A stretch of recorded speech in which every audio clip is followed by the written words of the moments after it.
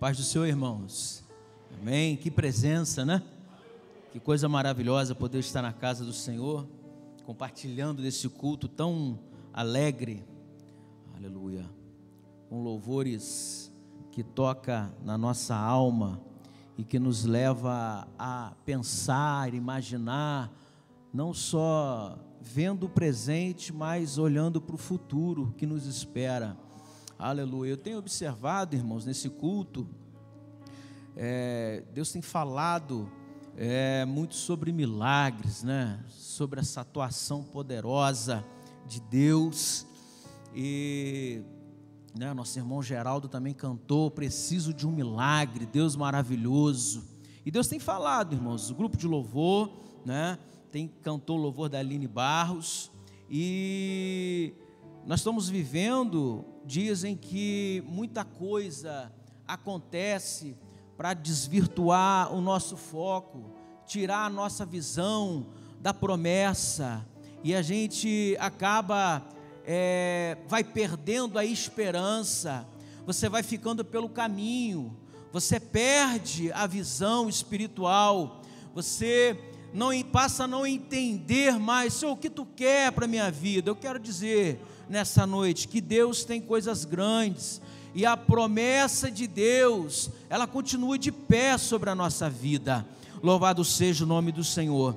Eu quero meditar com a igreja aí, os irmãos, um texto conhecido, em Atos dos Apóstolos, no capítulo 3, a passagem de Pedro e João, quando eles estão subindo para o templo para orar, subindo para o templo para adorar a Deus.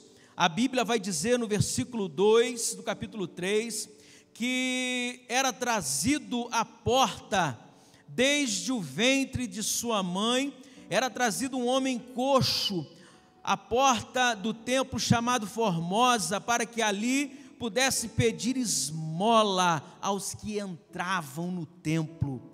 E a Bíblia diz que ele, vendo Pedro e João, que iam entrando no templo, pediu que lhe desse uma esmola. E Pedro, com João, fitando os olhos nele, disse: olha para nós. E olhou para eles, e esperando receber alguma coisa, e disse: Pedro, não tenho prata nem ouro, mas o que tenho te dou. Em nome de Jesus o Nazareno, levanta-te e anda.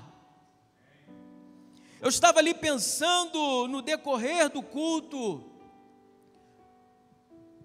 Foram 38 anos que esse homem não entrava no templo, mas ficava na porta. Esse homem ficava do lado de fora, curioso talvez, pensando o que acontece lá dentro. Quem vai pregar hoje? Quem vai cantar? Quem vai ler a lei? Quem vai fazer algo diferente? Quem Deus vai usar nesse dia? E esse homem, vocês conhecem a história, era colocado ali para pedir esmola. Ele era colocado ali para pedir algo que lhe ajudasse substancialmente, algo rotineiro. Mas nesse dia, Deus marcou algo diferente na vida desse homem. Marcou para curá-lo. Quantas pessoas estão vivendo assim, irmãos, nos dias atuais? Quantas pessoas estão vivendo de migalhas e não tomam posse da mesa que Deus tem preparado para eles? Esse homem não tomava posse, esse homem não podia ter uma convivência do lado de dentro, mas só do lado de fora. E a Bíblia diz que nesse dia Pedro e João estavam indo para orar, e ele pede esmola como das outras vezes. Mas nesse dia estava entrando ali um homem, dois homens, que não tinha esmola para dar, mas tinha Jesus. Vocês observaram o texto?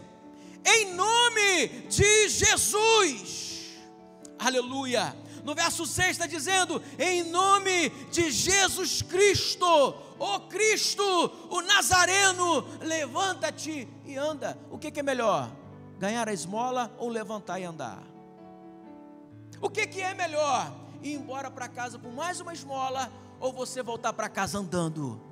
Você receber aquilo que de fato você precisa. Muitas pessoas já acostumaram a viver. Muitas pessoas já acostumaram a ir e vir e receber aquilo que não resolve o problema. Mas Jesus tem a solução do problema. Jesus tem a solução do problema. Aleluia. Paralítico. Você sabe que é uma pessoa dependente, que alguém carregue, que alguém movimente. Mas, às vezes a gente fala de paralisia, mas tem uma paralisia que é pior do que a paralisia física, que é a paralisia espiritual. É aquela que te torna dependente espiritualmente. Você não consegue andar mais com as próprias pernas. Você precisa ser carregado para fazer a vontade de Deus. Você não ora mais, você não lê mais, você não medita mais, você não tem mais prazer em ir à igreja. Essa é a paralisia espiritual, irmão. É aquela que você não encontra mais alento quando ouve a palavra de Deus. É aquilo que foi cauterizando a sua alma. Você não tratou as feridas e aquilo trouxe marcas profundas que você precisa tratar. Essa é a paralisia espiritual. Muitas das vezes nós estamos andando e caminhando, vindo para a igreja, estamos aqui marcando ponto, a presença, o pastor está nos vendo, que bom, a irmã veio, o irmão veio, está aqui, mas espiritualmente eu não estou. Espiritualmente eu estou longe. Porque nós vivemos uma geração de pessoas que estão vivendo, como eu já disse, daquilo que é pouco espiritualmente. Aleluia. A Bíblia vai dizer para nós, irmãos, em João, no capítulo 5, conta a história de outro paralítico, no tanque de Betesda. Aquele paralítico, ele ficou 38 anos ali no tanque, porque ele entendia que se o anjo descesse naquele tanque e movimentasse as águas, ele seria curado. Mas a Bíblia diz, irmãos, que era festa em Jerusalém, e Jesus foi lá naquele tanque, e havia uma multidão de doentes. Uma multidão de doentes. E quando Jesus indaga aquele homem, você quer ser curado? A resposta dele foi: quando a água é agitada, não tem ninguém que me leva lá, e outro entra na minha frente e toma a minha bênção. Quantas pessoas, irmãos, que recebem uma pergunta como essa, num culto como este: você quer ser curado nessa noite? Você quer ter as feridas saradas nessa noite? Aí ele pergunta: mas não tem ninguém fazendo nada por mim, não tem ninguém estendendo a mão por mim. Não, é você que precisa responder isso nessa noite. Se você quer se livrar dos pesos e dos fardos pesados que estão sobre a sua vida, a Bíblia diz que Jesus diz: eu quero que você seja curada. A resposta nesta noite do Espírito Santo de Deus para mim e para a sua vida: eu quero transformar a sua alma. Eu quero fazer algo diferente no seu íntimo. Não vai ser o mover das águas que vai fazer, mas é a presença de Jesus aí do seu lado nessa noite. E a Bíblia diz que Jesus mandou ele se levantar, e ele se levantou e foi curado. Essa aí, irmãos, é a visão daquele que está esperando no homem. O paralítico esperava alguém, ele esperava o homem. E você está esperando em quem? Você está esperando em quem o seu milagre? Essa era a visão do paralítico. Tem outra visão, irmãos, a visão do julgamento, a visão da desconfiança.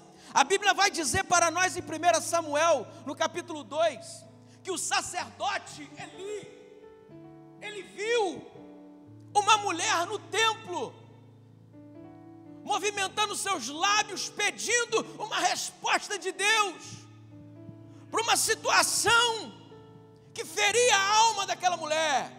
Essa mulher é Ana, vocês sabem da história. E a Bíblia diz, irmãos, que o sacerdote olhou e julgou: ei, afasta o vinho da tua boca. Aqui não é o lugar de vir dessa forma. Aquela mulher respondeu: eu não estou na base do vinho, eu estou amargurada, eu preciso de uma resposta de Deus. É a visão da crítica, aleluia. em ocorrência a alguém que está na presença de Deus com fé, com esperança. O texto sagrado diz para nós, irmãos, que aquela mulher, aleluia, teve a oração respondida, porque não se importou com aquele que criticava, com aquele que não estava para abençoar. E a Bíblia diz que depois ela retorna novamente para o templo. Aqui, sacerdote, aqui está a resposta da minha oração, esse menino. E tem mais, eu falei com Deus que se ele me desse um filho, eu lhe devolveria para servi-lo na casa de Deus. E agora ele cresceu, está sendo entregue. E a Bíblia diz, irmãos, que aquele menino cresceu, foi entregue no templo, e Deus já não falava mais com o sacerdote Eli, mas falava com o menino Samuel. Sabe por quê? Era jovem, mas já tinha visão do que Deus queria para a vida dele, aleluia.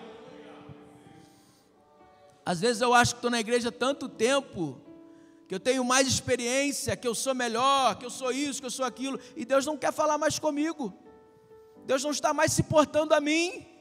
O sacerdote Eli fala para Samuel: Samuel, o que Deus falou com você? Como é que pode, irmãos? Como é que pode? Entrava no Santo dos Santos, mas Deus já não falava mais com ele, mas falava com uma criança. Olha, Deus falou que vai acabar com a sua casa, Eli, vai destruir tudo, aleluia, aleluia. Ei, Deus fez uma promessa, cumpriu uma promessa na vida de Ana, mas Eli já não tinha mais responsabilidade com Eli, aleluia. Qual é a visão que você está tendo do reino, irmãos?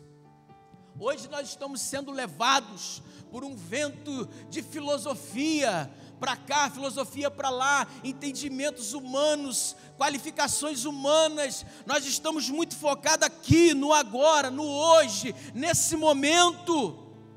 O que vai acontecer amanhã, essa semana? Ei, Jesus nos ensinou no seu evangelho: busca primeiro o reino, que as demais coisas, olha como Deus está falando, as coisas, o carro é coisa, a casa é coisa, aleluia, mas a sua vida é preciosa, a sua vida não é coisa. Ele está dizendo que as demais coisas vão ser acrescentadas quando você busca o reino.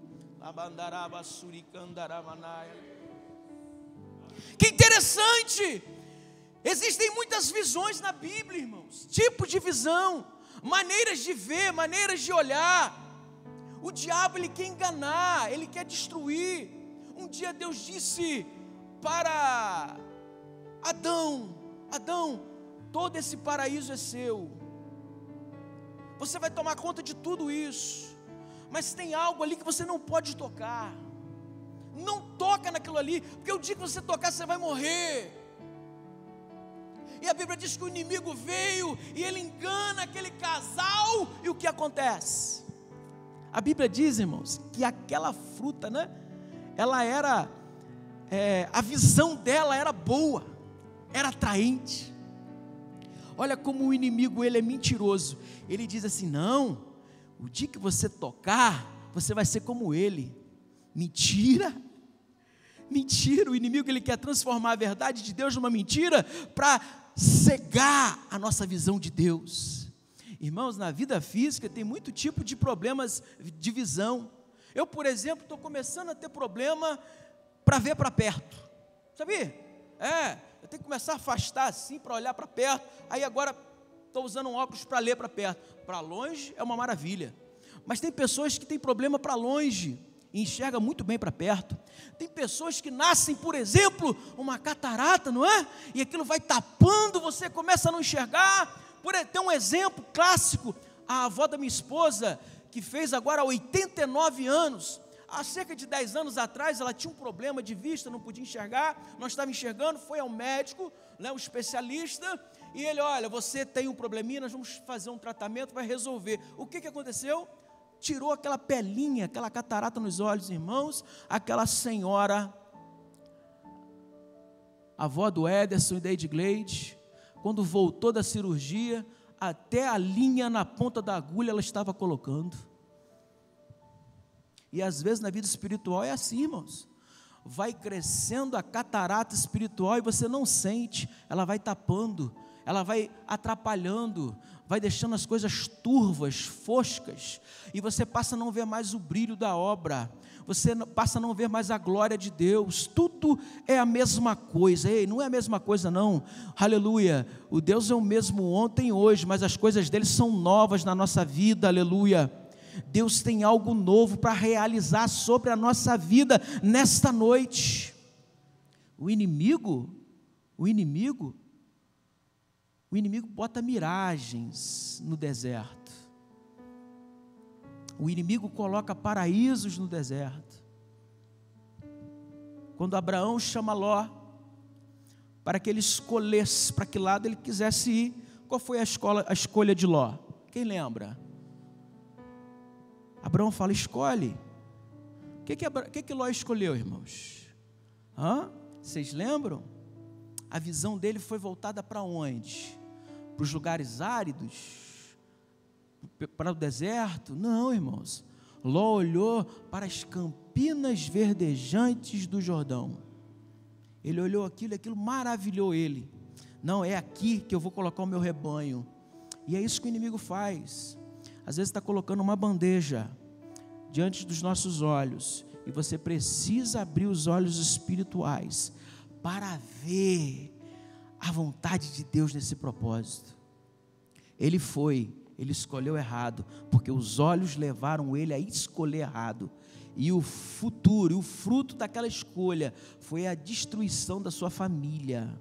A destruição da sua família estava ali, e em contrapartida, Abraão que ficou com a sobra, mas aquela sobra, aquele deserto, era plano de Deus. Então não se engane com o que você está vendo hoje, que parece um deserto, parece algo que não vai dar certo, mas se Deus está na frente, o deserto florescerá, aleluia. Do deserto jorrará um rio, do deserto vai colher, aleluia, mas tudo está na sua visão, como você está vendo a obra do Senhor. Ló olhou de forma errada. Outro exemplo clássico, os espias que estavam entrando na terra prometida. Quem lembra dos espias? Quantos espias eram? 12, não é verdade? E quantos que tiveram uma visão promissora do futuro? 2. A maioria questionou o plano de Deus. Sabe por quê? Eles entraram na terra da promessa. Eles viram o fruto que brotava daquela terra. Eles viram que era promissor estar ali. E Deus já havia feito milagres. E eles viram os milagres de Deus. Foi a geração que mais viu milagre, irmãos. A geração que saiu do Egito. Mas foi uma das gerações mais incrédulas. Sabe por quê? Eles só viam com os olhos carnais. Não conseguiam enxergar com os olhos espirituais. Ei, aleluia! Aleluia! Não olha com os olhos materiais o que Deus está revelando espiritualmente para você. Porque muitas das vezes Ele está colocando você num processo de amadurecimento. E aí você vai ser calejado, vai passar no funil, naquela moenda, e você não vai entender. Aquela geração entrou na terra prometida, veio com um presente nos ombros, mas disse para o seu líder: olha, a terra mana leite e mel, mas nós vamos morrer naquele lugar, porque os homens daquele lugar são fortes, homens valentes e homens de guerra.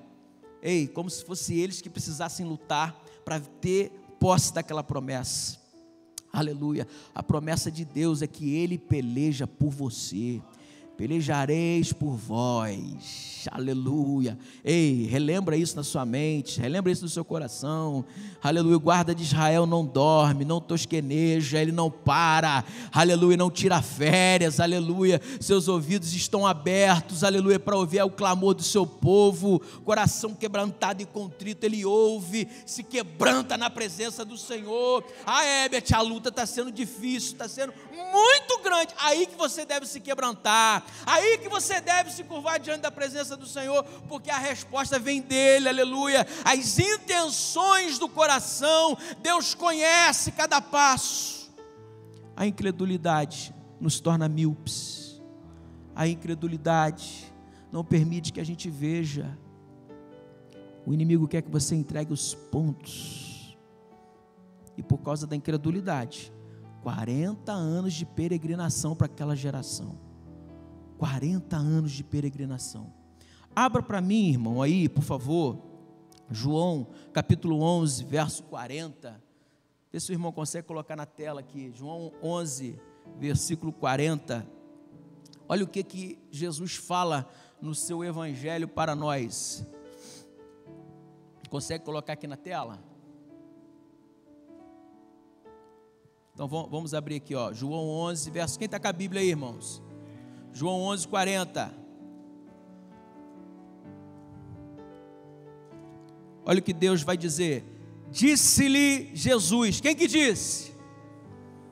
Não te hei dito que, se creres, verás o quê? Fé. Fé em Deus. O nosso adversário sabe que no momento que você perde a esperança, perde a fé, você deixa de ter a glória de Deus fazendo parte da sua vida. Essa tarde eu estava lembrando da história de José. José esteve em evidência essa semana. Tem uma série na Rede Record sobre o Gênesis, e por um acaso passou a história de José. E quando você vê aquele meio, né?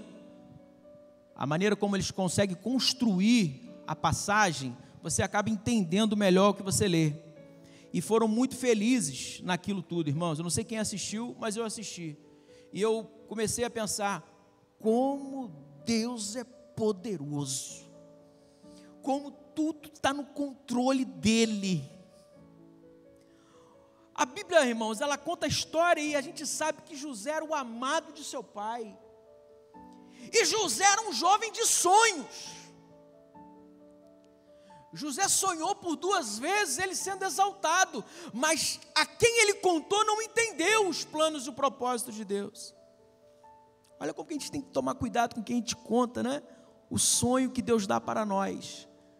E José interpretava, ele sabia o que ia acontecer. Tanto que quando ele estava lá no calabouço do Egito, ele interpretou, e o sonho que ele interpretou na vida do padeiro e do copeiro aconteceu. Então quando Deus dá o sonho para José, ainda na casa de Jacó, ele já sabia o que ia acontecer. E aí o que acontece? Os seus irmãos colocam o rapazinho lá dentro daquela cisterna, vende como escravo. Olha, vai entendendo o processo, irmãos. Deus falou assim para ele no sonho: olha, você vai ver 11 feixes se levantando e se inclinando diante de você. Você vai ver o sol e a lua e 11 estrelas se curvando diante de você. Ou seja, não tem outra interpretação, você vai ser exaltado. Você vai crescer, José.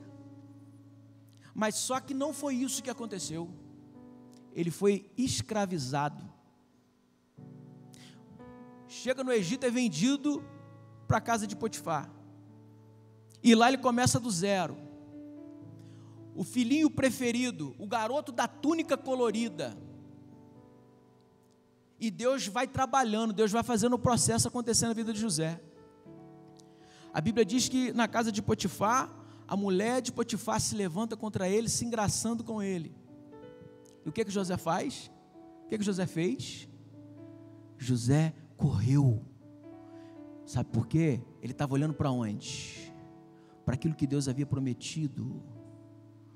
Se ele agarra aquela situação que estava acontecendo com ele, com a mulher de Potifar, ele perdia, jogava tudo fora. Ele ia perder a bênção. Sabe por quê? O inimigo também sabe que Deus tem algo na sua vida, e ele quer tirar isso de você.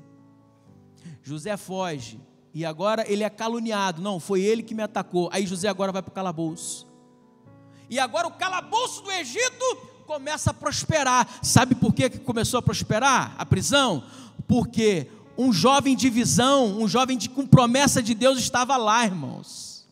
E ali naquela ficção não, aquela novela, aquela filmagem, mostra José interessado em arrumar, limpar. Irmãos, você não vai cruzar os braços só porque tem uma promessa de Deus na sua vida, não. Você vai se mexer, você vai agir, você vai se levantar, você vai se erguer, vai correr atrás, vai em busca. Não, vai acontecer. Eu volto rapidinho na história de José. Essa semana eu ouvi um testemunho de uma pessoa lá do Rio, me ligou, precisa das orações. Ele me contou algo sobre uma pessoa que é conhecido em comum entre nós. E ele disse que um certo dia uma irmã revelou algo para aquele irmão, e disse que aconteceu uma situação que ele teria uma grande loja de máquinas, ia vender muita máquina, muito maquinário, mas antes Deus daria um sinal. Ele seria assaltado lá onde ele mora. Um jovem de boné sairia de cima da moto e iria assaltar ele. Aquele seria o sinal, que ele abriria uma loja e Deus ia abençoar. O que o irmão faz? O irmão, no dia seguinte, sai para procurar uma loja para alugar. E ele pega as economias que ele tinha, ele vai, encontra um ponto que ele achou interessante, e aluga e fala assim: olha, eu vou pagar 6 meses de aluguel. 6 meses de aluguel adiantado. E ele alugou, limpou a loja, no outro dia estava lá, a loja vazia, sem nada. 6 meses de aluguel pago. E todo dia ele ia para a loja, limpar a loja, arrumar a loja. E o dono da loja já estava preocupado. Ok, você me alugou essa loja, me pagou antecipado, e eu não vejo você botar nada para vender aqui. Não, Deus me prometeu, Ele vai resolver. Quando faltava o último mês do aluguel, todo dia ele indo para aquela loja, o dono da loja procurou ele novamente. Olha, falta 1 mês para vencer os 6, e eu não estou entendendo esse negócio seu não. Vamos fazer o seguinte: o que é que você precisa para você botar aqui dentro para você vender? Eu vou lá com você e nós vamos comprar. Um homem muito bem financeiramente. Eu preciso comprar alguns equipamentos para revender. Aquele homem vai com aquele irmão na fábrica e diz assim: olha, tudo que esse irmão aqui precisar, você vai vender para ele, eu vou pagar. E aquele dono da loja, do ponto comercial, embora uma vida boa financeiramente, a decisão que veio sobre a vida daquele homem não foi algo assim do nada não, irmãos. No dia anterior à decisão do dono do comércio, esse irmão que havia alugado a loja estava no ponto de ônibus, e passou um cara de moto, depois de 5 meses, passou um cara de moto, com bonezinho, desce da moto e assalta ele, e diz: passa tudo que você tem. E ele arrancou o dinheiro todo, o celular, deu tudo na mão do ladrão. E ele é uma pessoa bem simples, disse assim para o ladrão: deixa pelo menos R$2 comigo para pagar o ônibus. E o ladrão, com pena dele, deixou os R$2 para ele ir embora de ônibus. Aí no dia seguinte o dono da loja procura ele para fazer a sua oferta. Olha, eu estou vendo que você é uma pessoa boa, mas tu está aqui 5 meses, rapaz, essa loja aqui aberta, você não vende nada, não entra ninguém, você não tem nada para botar aqui, vamos lá que eu vou comprar. E ele vai, ele ajuda, ele entra de sociedade, ele enche a loja e começa a vender, e as coisas começam a dar certo. Mas quando se cumpriu essa promessa? Quando cumpriu o que Deus falou que ia dar por sinal. Se Deus ele dá um sinal, a gente tem que esperar o sinal de Deus se cumprir na nossa vida. E de fato aconteceu. José da mesma forma, para a casa de Potifar, e depois para a prisão. Às vezes a gente não entende por que que na casa de Potifar, você está lá, vivenciando todo o crescimento financeiro que Potifar tinha, porque era um homem rico, e você estava governando, mas agora você vai para a prisão, e na prisão você vai governar a miséria. Sabe por quê, irmãos? O processo de Deus é assim. O texto vai dizer, irmãos, que quando Deus quer fazer, Ele faz. Deus tirou o sono de Faraó. Sabe para quê? Porque se lembrou de José na prisão, e Faraó não tinha ninguém que interpretava aquele sonho, mas o servo de Deus estava na prisão para interpretar. Lembraram-se de José e disse assim: olha, manda trazer. Vocês viram essa semana, quem acompanhou? José interpretou o sonho de Faraó, e na mesma hora foi colocado para ser governador do Egito. Aleluia! Agora entende o plano de Deus e o propósito de Deus. A interpretação era 7 anos de fartura, 7 anos de miséria. E a Bíblia diz que José ficou na casa de Potifar na fartura, e depois foi para a miséria do calabouço, e lá foi a escola dele, para ele aprender a governar na fartura e na miséria. Ei, presta atenção numa coisa aqui, irmãos. Quando Deus quer cumprir o propósito dele, Ele nos faz passar, aleluia, primeiro Ele nos faz passar pelos momentos de aprendizado. Talvez você já viveu o tempo da fartura, mas hoje talvez está vivendo o tempo das vacas magras, e Deus está falando o quê? É o seu aprendizado, porque de fato quando se cumprir o plano de Deus, você não vai jogar fora, você não vai desperdiçar. Irmãos, e para encerrar, esse irmão que eu contei o testemunho, cresceu, foi muito bem financeiramente, enquanto aquele sócio estava com ele, até que um dia ele disse assim: não, agora eu quero ficar sozinho, eu quero tocar sozinho. E aquele homem disse assim: ok, eu vou te vender a minha parte, porque eu não preciso disso, eu entrei para te ajudar, e o negócio foi bem, mas o plano de Deus era que ele tivesse aquele sócio, tanto que a promessa se cumpriu, e no dia seguinte aquele homem apareceu. Agora eu quero que você entenda, no momento que ele começou a ficar sozinho, que ele perdeu aquele sócio que estava do lado dele, as coisas começaram a desandar, e ele perdeu tudo, ele faliu.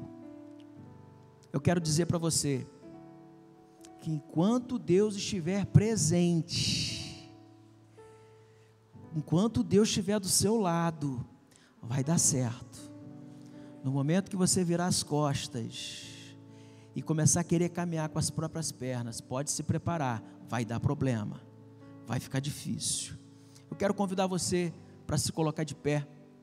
Já são ali, já 5 para as 10, para as 9, eu vou passar o microfone para o pastor Eliezer, mas antes eu quero fazer uma oração pela sua vida, para que Deus venha romper todas as barreiras, todas as paredes construídas espiritualmente, que tem impedido você de ver além. Aleluia. Eu quero convidar você a fechar seus olhos nessa noite, para que Deus venha fazer algo sobrenatural na sua alma, tirando os fardos, os pesos, as angústias, os pensamentos contrários, negativistas, que tem impedido você de caminhar. Amado Deus, soberano Pai, nós estamos nessa noite aqui, neste culto, Pai, de comunhão, esse culto de adoração, e nós estamos aqui, Pai, com a sua palavra como bússola para caminharmos e seguirmos em frente. A tua palavra diz que se crermos, nós veremos a glória de Deus, mas muitas coisas se levantam impedindo que a gente veja a sua glória, Pai. Muitas palavras contrárias, pessimistas, ó Pai, muitas pessoas até se levantam, Senhor, para tentar embarrear, Senhor, a nossa caminhada. São há armadilhas que são colocadas à nossa frente para que a gente caia, que a gente tropece, para que a nossa visão fique ofuscada, Senhor, e a gente não entenda os seus propósitos. Que nessa noite, Senhor, o Senhor possa estar trazendo a memória, relembrando a cada um de nós, ó Deus, que as promessas que o Senhor, uma vez prometida a cada um de nós, elas estão de pé, Senhor, e que todos os medos, aquelas situações, ó Pai, que são contrárias no dia a dia, elas possam dar lugar, Senhor, ao entendimento que o Senhor, enquanto estiver no controle, vai dar certo, Pai. Até no vento contrário vai dar certo, Pai, porque uma vez quando o Senhor convida para atravessar para o outro lado, Senhor, não importa o vento, a promessa é, nós vamos estar do outro lado, porque a promessa é sua, e que nessa noite, Senhor, o Senhor possa estar trazendo a memória, possa estar trazendo diante de nós o entendimento que o Senhor está no controle, e que por mais difícil que seja, por pior que seja a situação, o Senhor estando no controle, vai dar certo, em nome de Jesus. Renova as esperanças, renova a fé na vida deste homem, na vida dessa mulher, na vida desse jovem, que nessa noite ele tem as esperanças renovadas, Pai, em nome de Jesus, ó Pai, que possamos levar para casa a confiança e a esperança no seu nome, Jesus. Amém e amém. Quero agradecer, pastor Eliezer, que o Senhor continue abençoando a sua vida, sua família e os demais irmãos obreiros, que essa igreja continue sendo abençoada pela presença do Espírito Santo e que Deus possa realizar muitos feitos através da vida de vocês. Amém, irmãos? Aleluia, obrigado. Passa aqui o microfone para o nosso irmão, e os irmãos, quando orar, você irmão, lembra de orar pela minha vida, pela minha família. Aleluia. Obrigado, irmãos.